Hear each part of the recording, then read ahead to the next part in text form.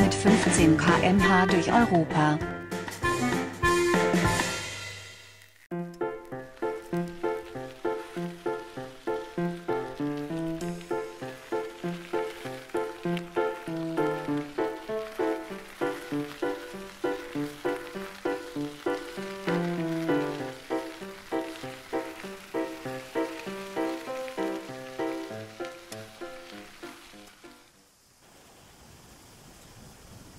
Es sind dunkle, geheimnisvolle Geräusche, die sich da um 4:30 Uhr heranpirschen und mir unsanft aus dem Schlaf reißen. 2 Stunden später, das Wetter hat sich beruhigt, öffne ich die Luke und finde im Vorzelt ein frisches, knuspriges Baguette und ein Brichot. Ob das ein Service vom Campingplatz ist?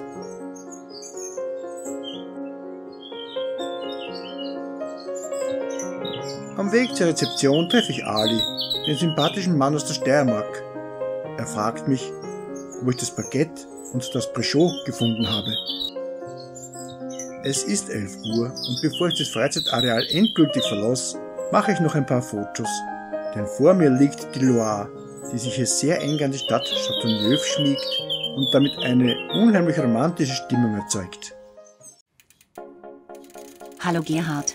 Dein lästiges Gewissen kramt mal wieder in deiner Erinnerungsschublade. Du hast doch zwischen 1983 und 2004 keine Radreise unternommen. Was hat dich dann nach 23 Jahren dazu gebracht, mit dem Rad nach Italien zu fahren? Genau genommen lieferte mein Freund Heinz den Impuls. Er hat mich gefragt, ob ich mit ihm vom Oberstdorf nach Grado radeln will. Sind ja eh nur 600 Kilometer, lachte er damals. Von Châteauneuf nach Sully-sur-Loire, Eurovelo 6.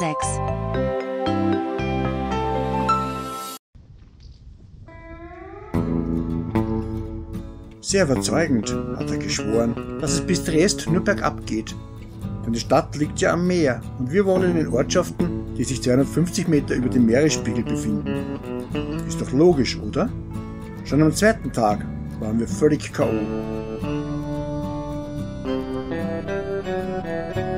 Und als wir uns dann so richtig warm gefahren hatten, stoppte uns das Meer. Was für ein Pech.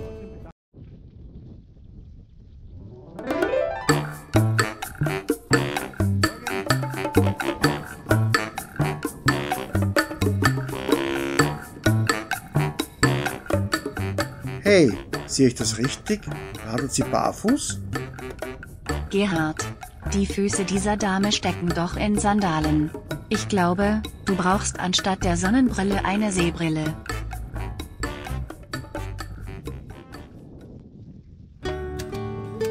Diese fantastische Gegend erquickt nicht nur die Seele, sondern zaubert auch Bilder über die Fahrt nach Florenz in den Kopf.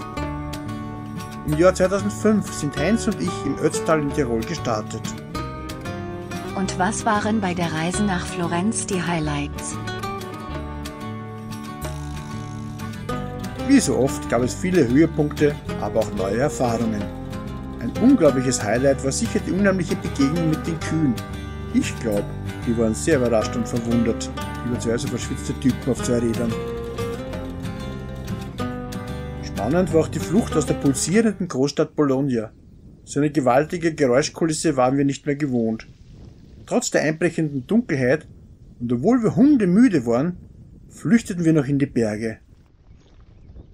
Der letzte Reisetag hat sich besonders ins Gedächtnis eingebrannt. Es hatte über 30 Grad Celsius im Schatten und beim 3. Anstieg auf einen 1000 Meter hohen Berg verließen mich die Kräfte. Ich war so ausgelaugt, dass mich schon ein leichtes Stupsen vom Fahrrad befördert hätte.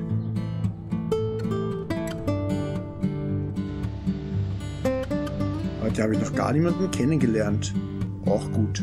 Ich ziehe durch die Landschaft und versuche die geistigen Aktivitäten abzuschalten. Hast du das gehört, mein Gewissen? Ich will mal wieder völlig gedankenfrei die Natur genießen. Okay.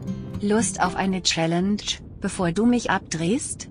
Was wäre, wenn die Landschaft plötzlich anders aussehen würde? Zum Beispiel so.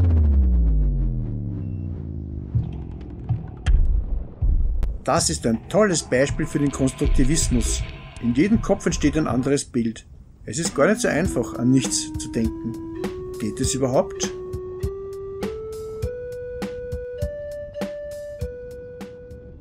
So, wo ist denn jetzt der Radweg? Hier ist er ja. Wäre ich geradeaus gefahren, wäre ich wohl im besten Fall in ein Zelt gedonnert. Und im schlimmsten Fall in einen Wohnwagen. Mensch, ausgerechnet im Wald muss ich an meine Zeit als Raucher denken. Mein Bruder war 13 und ich 14, als wir damit anfingen. 24 Jahre dauerte diese Sucht. Erst mit 38 bin ich dann davon losgekommen. Nachdem Schoko und Kartoffelchips keine Dauerlösung waren, suchte ich mein Heil in endlos langen Spaziergängen.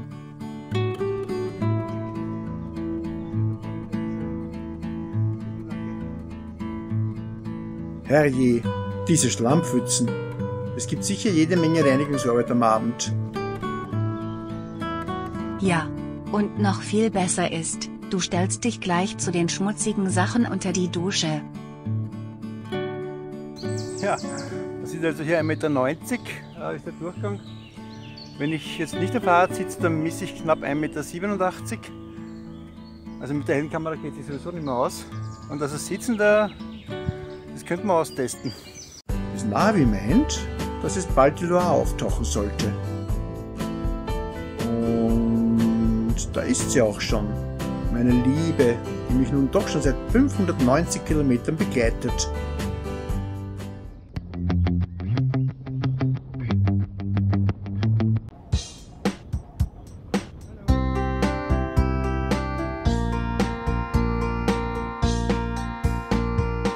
Es ist 12:30 Uhr und bis nach Sully-sur-Loire sind es noch gute 4 Kilometer.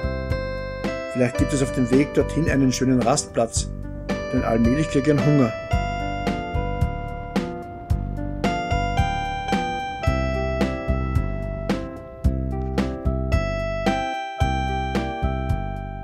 Plötzlich taucht der Campingplatz auf, aber knapp vor 13 Uhr das Zelt aufzuschlagen, das liegt mir gar nicht. Nur ein paar Augenblicke später halte ich erneut an. Denn gleich vor der Brücke bei Sully-sur-Loire gibt es einen wunderschönen Rastplatz, ganz dicht bei meiner Freundin, der Loire. Ich breite die Zeltplane aus, decke den Tisch und koche mir eine leckere Suppe. Dazu genieße ich das knusprige Baguette, welches mir die Familie Albrecht aus der Steiermark gespendet hat. Während der Mahlzeit beobachte ich das märchenhafte Schloss am gegenüberliegenden Ufer und gucke, wie ein paar ehrgeizige Ruderer stromabwärts paddeln. Nach 1,5 Stunden Rast, es ist mittlerweile 14 Uhr, überquere ich die Loire und hoffe, so nah wie möglich an das Schloss heranzukommen.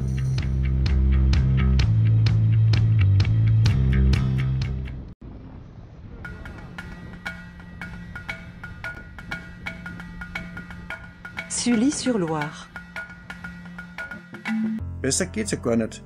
Der Radweg führt nämlich direkt zum Schloss. Gerhard, es wird wieder mal Zeit, dein Wissen zu erweitern. Das Schloss Sully-sur-Loire wurde im Jahr 2000 von der UNESCO in die Liste des Weltkulturerbes aufgenommen. Die ersten Schutzmauern wurden zur Zeit der Römer, ungefähr 900 Jahre nach Christus, errichtet. Die Burg selbst wurde dann von den Herren von Sully zwischen 1218 und 1400 geschaffen. Oh, es wäre mir fast was Peinliches passiert. Zum Glück erfährt es meine Lisi nicht. Denn in der Hektik hätte ich mein Fahrrad beinahe gegen ein Motorrad getauscht. Damit wäre ich wohl schon in einer Woche am Schwarzen Meer angekommen. Glücklicherweise sind die motorisierten Zweiradfahrer rechtzeitig aufgetaucht.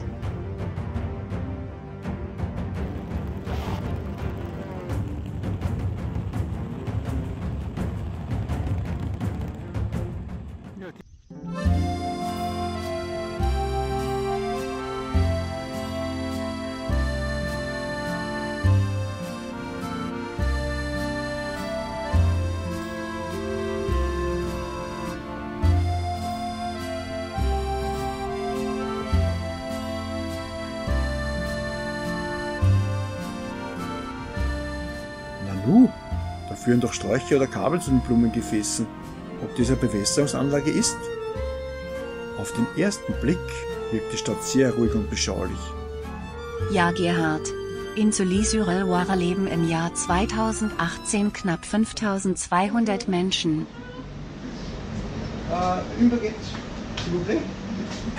Hör mal auf deinen inneren Schweinehund. Das ist die Gelegenheit. Greif ordentlich zu. Ich kaufe etwas Gebäck und sehe dem fleißigen Bäcker zu, wie routiniert er diese knusprigen Leckereien zubereitet. Von Sully-sur-le-Loire nach Saint-Gondan, Eurovelo 6, Frankreich. Es ist schon lässig, wenn am Horizont nur der blaue Himmel und ein paar Wolken zu sehen sind. Doch was verbirgt sich hinter dem Damm? Du bist ganz schön neugierig. Woran denkst du im Moment? Jetzt denke ich an meine entzückenden Enkeltöchter.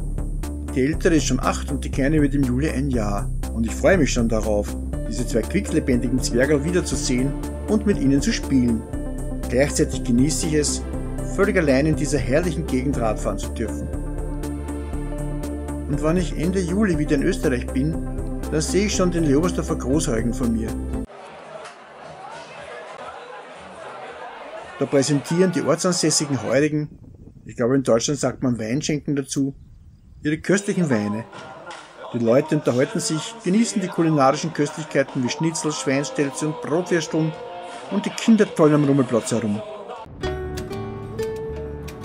Obwohl ich inklusive meinem Körpergewicht gute 165 Kilogramm durch die Gegend schleppe, gibt es bisher nicht die geringsten Anzeichen einer Muskelzerrung oder einer Übermüdung. Das wundert mich selbst ein wenig.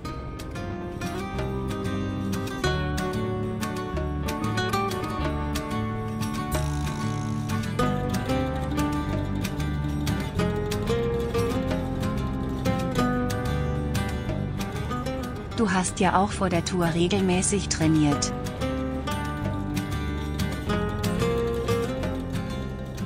Das ist richtig. 4 Kilometer von zu Hause gibt es nämlich einen sogenannten Fitnessparcours. Mitten im Wald. Kostenlos. Da bin ich öfter mit dem Fahrrad hingefahren, um das Wachstum der Muskeln etwas zu fördern.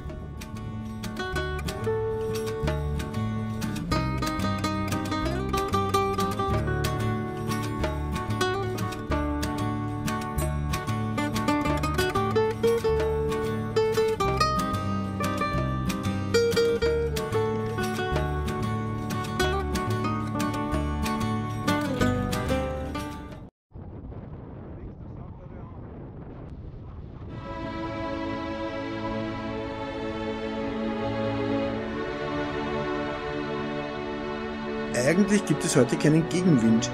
Und der Steigung sehe ich auch nicht. Gleichzeitig trete ich kontinuierlich in die Pedale. Das macht mich neugierig. Mal schauen, was Garmin meint. Ah, das ist interessant. Das Gerät skizziert einen ganz leichten Aufstieg. Das zeigen die Höhenmeter über den grünen Balken an. Und je näher der schwarze Punkt in der Landkarte nach Cheyenne wandert, umso mehr geht die flache Kurve nach oben.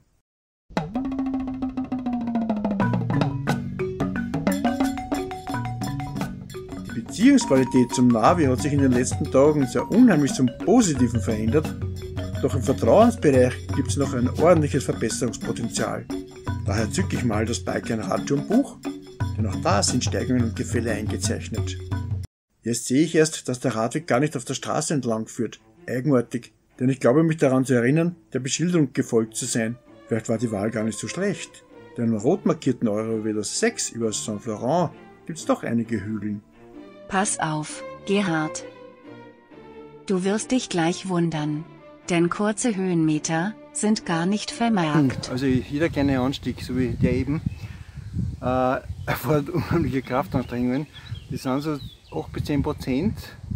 Ja, der Anhänger ist es natürlich gut beladen, weil ich gute 2 Liter Flüssigkeit auch mitführe. Also zusätzlich 2 Kilo jetzt immer Reserve habe. Und man darf nicht vergessen, der Fluss, den ich folge, also der Loire, die fließt ja in die entgegengesetzte Richtung. Das heißt, es geht kontinuierlich bergauf. Also auch wenn es Großteils der Strecke kaum der Rede wert ist, doch es ist ein ständiges Treten erforderlich. Natürlich könnte man jetzt sagen, hätte er noch mehr trainiert, der Kerl.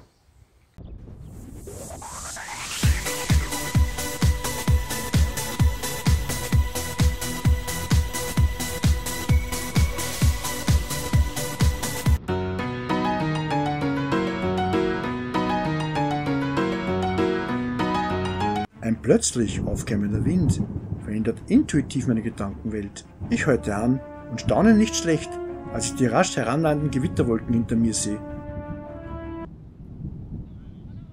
Hey, ist da etwa ein Eisbecher am Lenker montiert? Bonjour. Bonjour. Bonjour. Also wenn ich mir jetzt etwas wünsche, dann einen Tisch mit Bänken und dazu eine sichere Wetterlage. So wie damals im Jahr 2017 auf der Strecke zwischen Rot-Weiß und Rheinbach.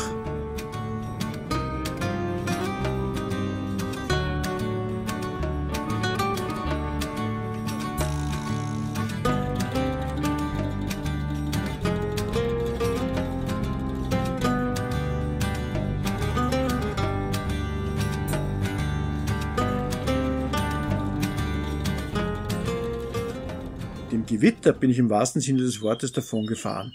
Besserwisser würden wohl meinen, das Wetter hat sich verzogen. Jedenfalls genieße ich den Abend am Campingplatz Touristique de Chaillon.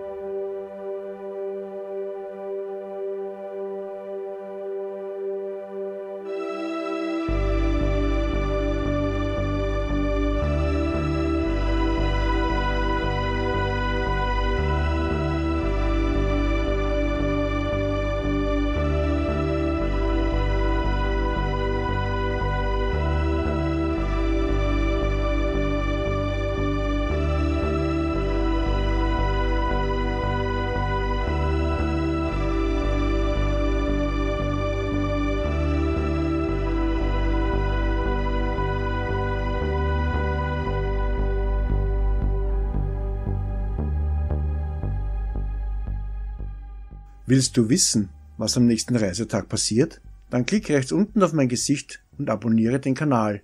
Das Abonnement ist kostenlos und jederzeit sofort stornierbar.